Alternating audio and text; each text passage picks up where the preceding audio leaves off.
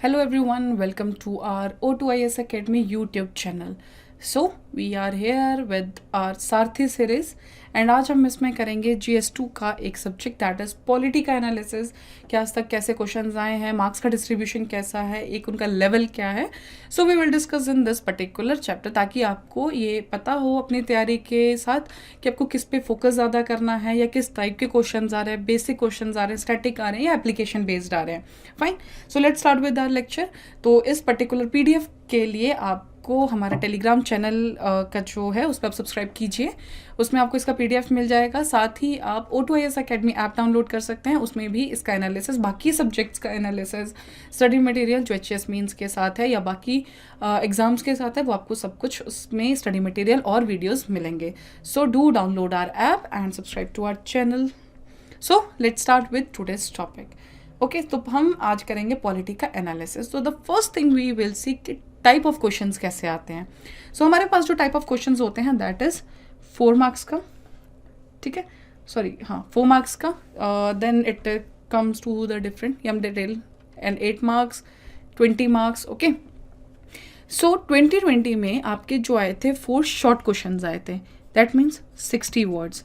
Then medium जब questions आएंगे that is of 120 words and long is of 400 words. When it comes to the 2020 तो उसमें 4 short थी, 3 medium थे. जो डिफिकल्टी लेवल था वो मीडियम था. And when it comes to 2019 उसमें 5 short, 3 medium and 1 long question. But इसमें एक चीज़ मैं आपको ज़रूर मेंशन करूंगी, जब GS2 की बात आती है तो पॉलिटी और गवर्नेंस जो है वो इंटरचेंज करता है. कभी कभी पॉलिटी का मीडियम ज़्यादा आ जाता है एंड कभी कभी गवर्नेंस का आ जाता है. कभी क्या होगा कि अगर आपको जो लॉन्ग आंसर्स हैं उसमें कुछ कंसेप्ट ऐसे होंगे जो पॉलिटी के ही होंगे, जो हम जनरल पॉलिटी पढ़ते हैं, but that will be associated with HP या फिर गवर्नेंस के साथ, या गवर्नेंस का आपको 20 मार्क्स का क्वेश्चन आ जाएगा. सो ये चेंज होता रहता है, यू नेवर नो कब आपके साथ क्या होगा. ठीक है, जैसे कि अभी हम देख रहे हैं सामने, तो 2019 में एक ही लॉन्ग क्वेश्चन आया है जो हमारा पॉलिटी का स्पेसिफिक क्वेश्चन था. बाकी ना 2020 में आया, 18 में भी नहीं आया, 17 में आया. सो पॉलिटी और गवर्नेंस अपने में चेंज करता रहता है. ठीक है, नाउ ये हमने देखा. सो वी विल सी कि हर साल कौन से क्वेश्चंस आए. We'll start with 2020. तो describe the tenets of preamble of the constitution. ये आया आपका 4 मार्क्स के लिए एंड 60, जिसको हम एक ईजी क्वेश्चन बोल सकते हैं. That is because it is a static part से डायरेक्ट कोई एप्लीकेशन नहीं है, कुछ नहीं है, प्रियम्बल को आपको एक्सप्लेन करना है. ठीक है, same next question is analyse the DPSP regarding international peace as given in Indian constitution. अब इसने DPSP के बारे में पूछा बट 4 मार्क्स में 60 वर्ड्स में. So he specified. इसमें आपको क्या ध्यान रखना है कि it is related to only international peace. तो आपको इस चीज़ में बहुत ध्यान रखना पड़ेगा. जब भी आप कोई क्वेश्चन पढ़े तो आप देखिए उसमें कि एक पर्टिकुलर कोई वर्ड या कुछ क्वेश्चन क्या मांग रहा है आपसे. अगर कोई पर्टिकुलर टॉपिक पे आपसे मांग रहा है, पर्टिकुलर पॉइंट उसमें मेंशन्ड है, तो आपका क्वेश्चन उसके अराउंड ही रिवॉल्व करना चाहिए. जैसे 60 वर्ड्स में you have to write all around international peace. When it comes to discuss the amendment procedure of the Indian Constitution. अब देखो इसमें कोई स्पेसिफिक नहीं है, इट इज अमेंडमेंट प्रोसीजर.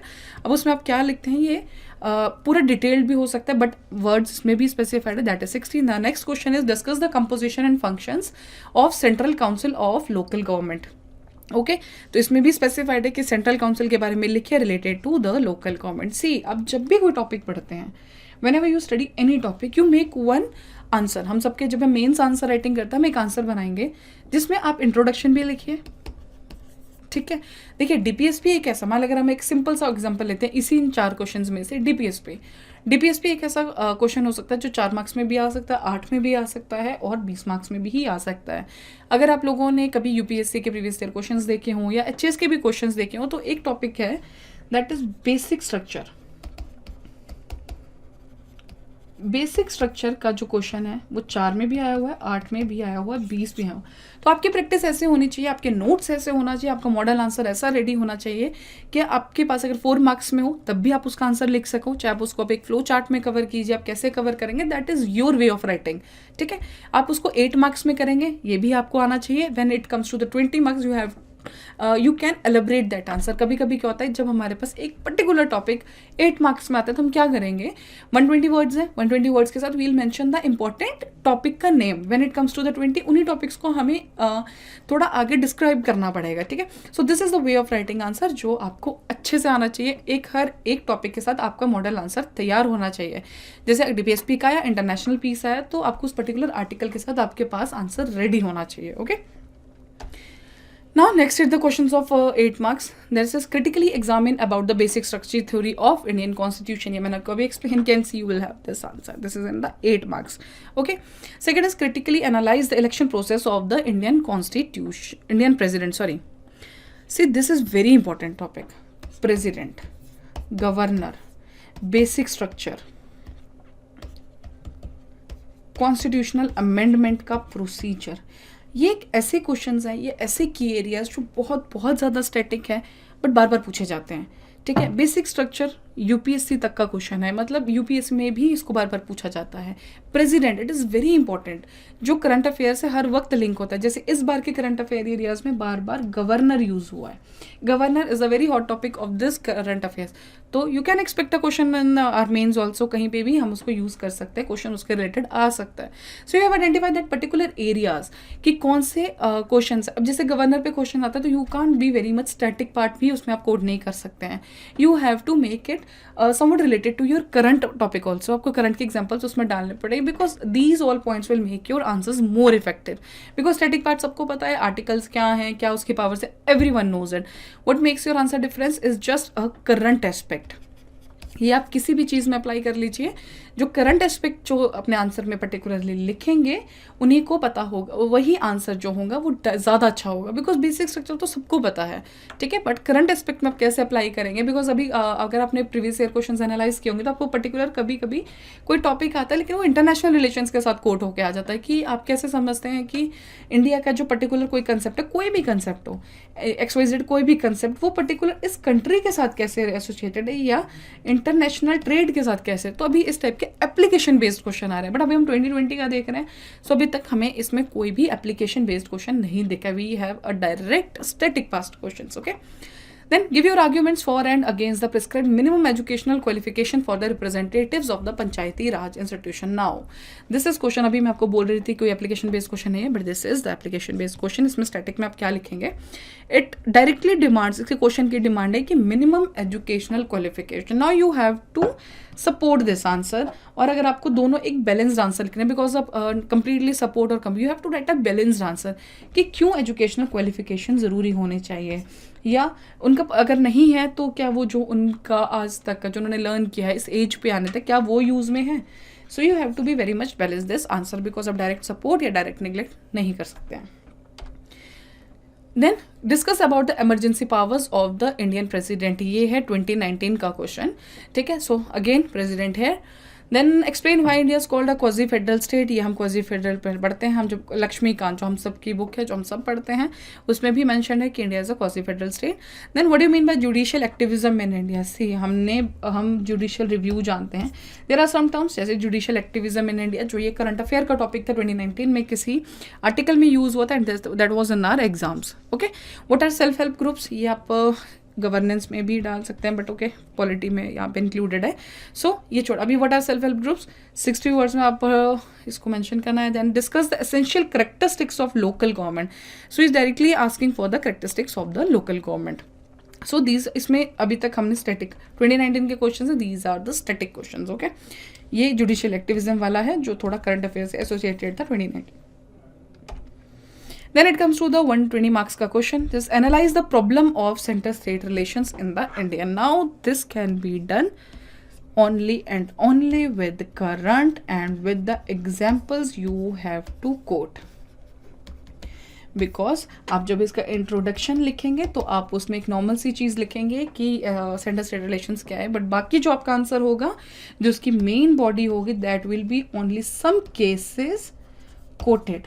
अगर आप उसमें एक भी कोई चीज़ लिखेंगे तो उसमें कोई ना कोई आपको केस करंट एस्पेक्ट से कोट करना पड़ेगा, ठीक है, कि इस केस के हिसाब से आप कैसे इस पर्टिकुलर चीज़ को लेंगे. Next question is the 73rd constitutional amendment has resulted in the genuine devolution of powers and the resources to the panchayati raj institutions India.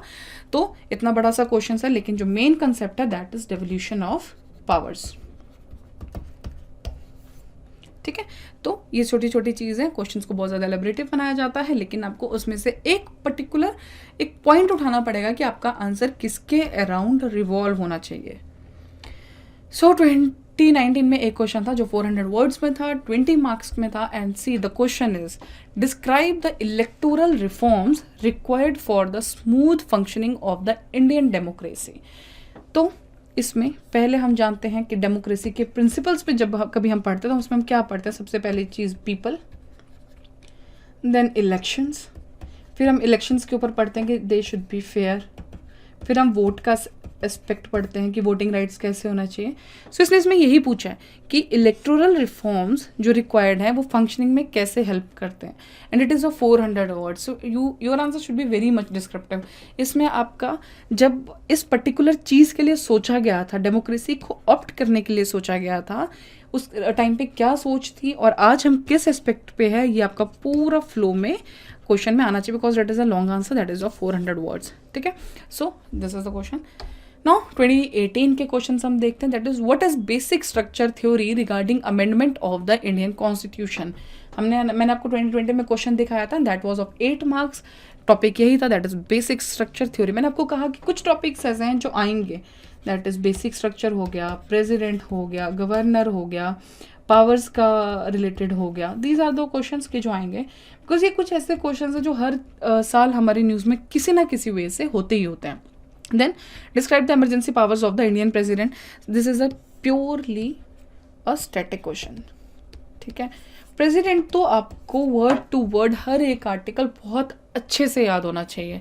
Reason being, president का कौन सा पार्ट पूछ लें सब इंपॉर्टेंट है. चाहे वो इमरजेंसी पावर्स को पूछ ले, चाहे वो पार्डनिंग पावर्स को पूछ ले, चाहे वो ऑर्डिनेंसेस के ऊपर पूछ ले, प्रेसिडेंट का हर एक छोटा सा छोटा पार्ट बहुत ज़्यादा इंपॉर्टेंट है. सो प्रेसिडेंट को लेके just be serious. It's very very important. Make your notes very much crisp and elaborative related to the president और सम की टॉपिक्स ऑफ द पॉलिटी. ठीक है. ताकि उनमें से जब आपको क्वेश्चन आए तो आपको सोचना ना पड़े. It should be in your head कि आपको उसमें क्या लिखना है. Next is what do you mean bye regionalisation of Indian politics in the 1990s. सो इसमें स्पेसिफिक क्या है कि 1990s के कंसेप्ट के रिलेटेड आप बताइए. Next describe the powers of election commission in India. So this is again a static part. तो हमने क्या नोटिस किया कि 2018 में 2 क्वेश्चन जो हैं हमारे डायरेक्ट स्टैटिक से हैं. ठीक है. स्टैटिक पार्ट ऑफ द हर एक सब्जेक्ट का अपना एक स्टैटिक पार्ट होता है, एक एप्लीकेशन बेस्ड पार्ट होता है, प्रैक्टिकल पार्ट होता है, करंट अफेयर पार्ट होता है. सो आपको ये डिकोड करना पड़ेगा कि आपको कहाँ पे क्या लिखना है. जैसे अगर आप ये क्वेश्चन लिखेंगे इसमें क्या करंट एस्पेक्ट है, कुछ नहीं. This is a static question. When it comes to emergency powers of the Indian president, this is also are a static question. हाँ, इसमें एक चीज़ हो सकती है कि कभी अगर प्रेसिडेंट ने हाल ही में कहीं अपनी पावर यूज़ की हो या कुछ ऐसा इशू आया हो या किसी स्टेट ने कुछ ऐसा डिमांड किया हो, that can be quoted in है. So this will give you extra marks. Then what do you mean by the regionalization of Indian politics in the 1990s. ये आपको तभी पता है अगर आपको पहले वाला चीज़ पता है. You have the idea, then also then only you can write. Okay, so describe the powers of the election commission in India. This is again a one static question.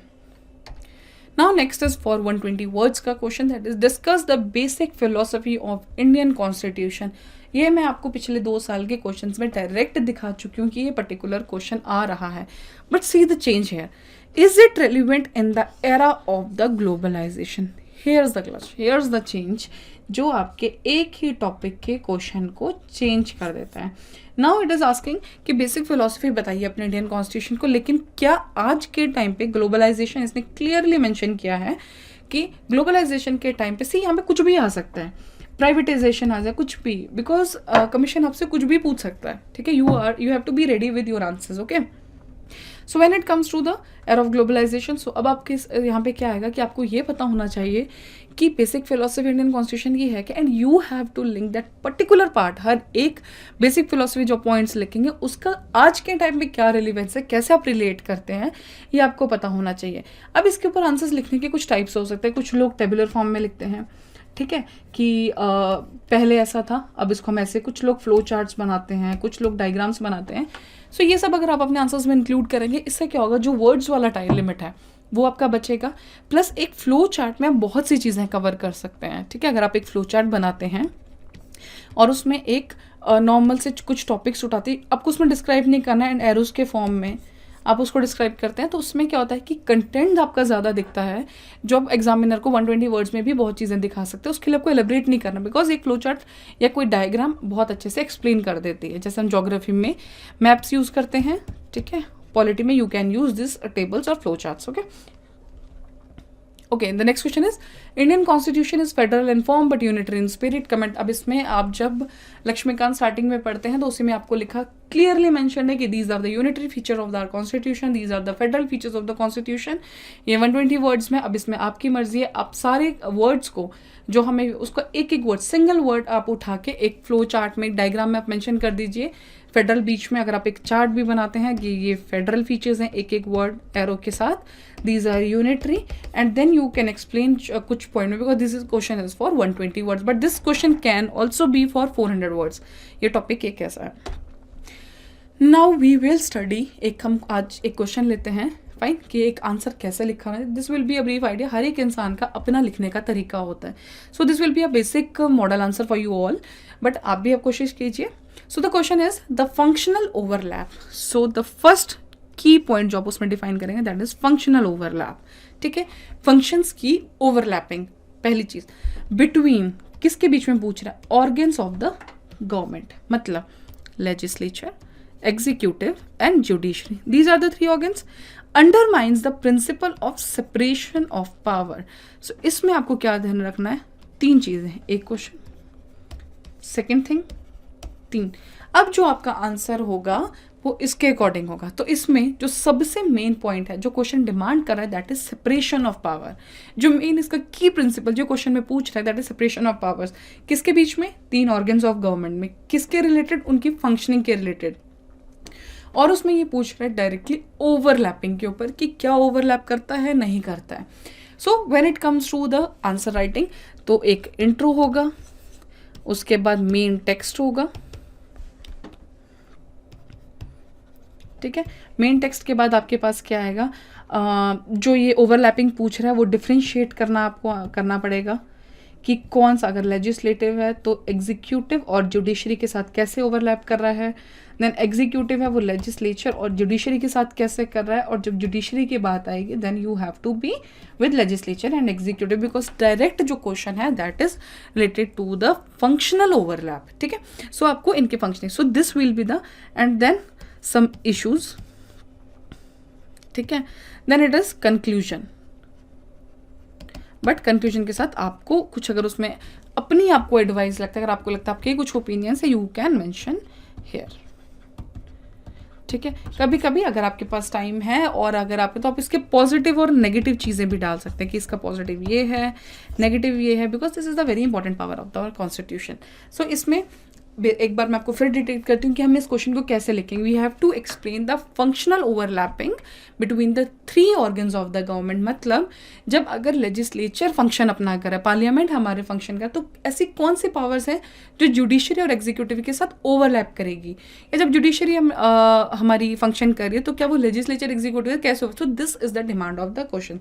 So here's the will be the pattern of the question जो मैंने आपको बता दिया, that three organs of the government. Briefly explain आप उनको कीजिए कि separation of powers का मतलब क्या है, because this is only the main theme of the answer जो उसमें पूछ रहा है, जो उसने लास्ट में मेंशन किया है, वो नॉर्मली फर्स्ट चीज है जो आपको इंपॉर्टेंट है। देन आर्टिकल्स आपको लिखने हैं जो सेपरेशन ऑफ पावर्स के ऊपर जब बात है। See when it comes to the polity ना, आपके आंसर में आर्टिकल्स और अमेंडमेंट्स और केसेस ये तो दिखने चाहिए, तभी वो पॉलिटी का आंसर कहलाएगा। आर्टिकल्स नहीं होंगे, कॉन्स्टिट्यूशनल अमेंडमेंट्स नहीं होंगे, केसेस नहीं होंगे, तो वो पॉलिटी का आंसर, एक परफेक्ट आंसर उसको आप नहीं बोल सकते।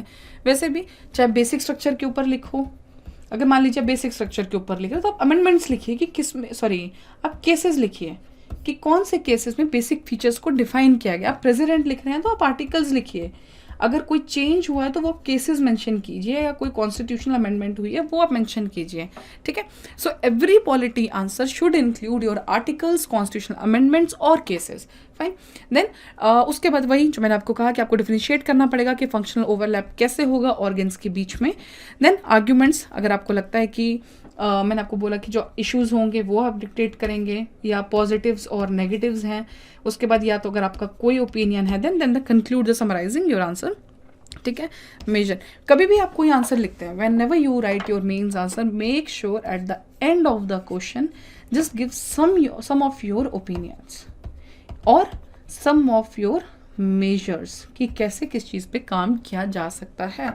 सो this will show your thinking process कि आप कैसे सोचते हैं एज एन एडमिनिस्ट्रेटर, आपकी क्या सोच है. फाइन. अगर आपका कोई issue, because these are the points which can catch a eye of your examiner. Okay, तो आप इसमें ज़रूर मेंशन कीजिए. So this is the model answer. इसमें मैंने इंट्रोडक्शन आपके लिए डाला हुआ है. जब आप ये पीपीटी डाउनलोड करेंगे, you will get to know this particular answer. Then it is the constitutional provisions. अपने आर्टिकल मेंशन, इसमें 4 आर्टिकल्स मेंशन, आपको कुछ और डालना वो भी डाल सकते हैं, केसेस डाल सकते हैं, anything you can mention. Then this overlapping power of the legislature, judiciary और एग्जीक्यूटिव के साथ, एग्जीक्यूटिव की जुडिशरी और लेजिस्लेचर के साथ, जुडिशरी की एग्जीक्यूटिव और लेजिस्लेचर के साथ. Then issues with functional overlapping. ठीक है. Then I have directly switch to the conclusion. You can also add here, अगेन मैं आपको बोलती हूँ, अगर आपको जब आप आंसर लिखेंगे, add positives and negatives also.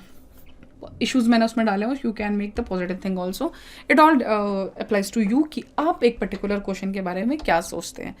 So here will be some practice questions for you. So discuss the significance of Article 21 of the Constitution. Also comment upon how Supreme Court has expanded its scope. See, इसमें मैंने कोई आपको word limit नहीं लिखा है कि आपको 4 के लिए लिखना है, 8 के लिए लिखना है या 20 के लिए लिखना है. बिकॉज मैंने आपको 20 लेक्चर में भी बोला कि your answer should be like this. आपके नोट्स ऐसे होने चाहिए कि जो पर्टिकुलर आपका क्वेश्चन है उससे आप 4 मार्क्स में भी लिख सकें, 8 में भी लिख सकें या 20 में भी लिख सकें. ठीक है. 4 के लिए एक लाइन इंट्रोडक्शन हो सकती है, बाकी सारा आपका इंपॉर्टेंट एक एक पॉइंट हो सकता है. Same applies with 8. इस इंपॉर्टेंट, सी हम कैसे चलेंगे, अगर एक इंपॉर्टेंट टॉपिक है, ठीक है, उसके हम 3 पार्ट्स हम लिखेंगे. So this will be the part of our 4 marks. ठीक है. When it comes to 8 marks, हम इसका एक एक और अप्लाई कर देंगे. ठीक है. This will B of 8 marks. But when it will come to the 20 marks, you have to explain this also, this also, this also, this also. ये सब भी आपको अप्लाई करना है. प्लस आपको इसमें क्या डालना पड़ेगा, प्लस आपको इसमें डालना है अपने opinions. It will be type of a very descriptive answer, जिसमें उस आंसर को पढ़ने के बाद सब कुछ क्लियर हो जाए. ठीक है. So this is asking article 21 के लिए. ये आपको इसमें केसेस आपको बहुत अच्छे से मिल जाएंगे. इसको बहुत बार का सुप्रीम कोर्ट ने कोट किया. So just do some research and add some points. आपके पास ऑलरेडी नोट्स होंगे बिकॉज अभी इतना टाइम बचा है एचएस मेंस के लिए. Of course you do have your points. Fine. Next is what do you understand by the basic structure, discuss its evolution. So ये मैंने इसलिए क्वेश्चन डाला ताकि प्रैक्टिस करते हुए आपका ये पर्टिकुलर टॉपिक कवर हो जाए. Basic structure is very very very important topic. Then discuss the features of 6th schedule, how does it protect the tribal interest. This is important question. Okay. जब भी आप 6th schedule के बारे में लिखेंगे, you have to, इसमें आप compare कर लीजिए शेड्यूल 5 के साथ, या सिर्फ यही एरियाज क्यों डाले. इसको आप कुछ भी लिख सकते हैं, आपकी मर्जी है. But it should be like tribal interest के ऊपर फीचर्स आपको डालने हैं, तो मेन आपको उसी के अराउंड चाहिए. So same again 4 marks, 8 marks and 20 marks. Because politic ऐसा कोई टॉपिक नहीं है जो 4 में होगा और जो 20 में नहीं आ सकता है. कमीशन की मर्जी, question can be of any type, but you should know कि what to write, how to write and how will you present your answer. So hope you will practice these questions and this will give you elaborative idea कि कैसे इन questions को आगे किया जा सकता है. So thank you so much for this lecture and hope you like this lecture and you got to learn many things about it. Thank you so much.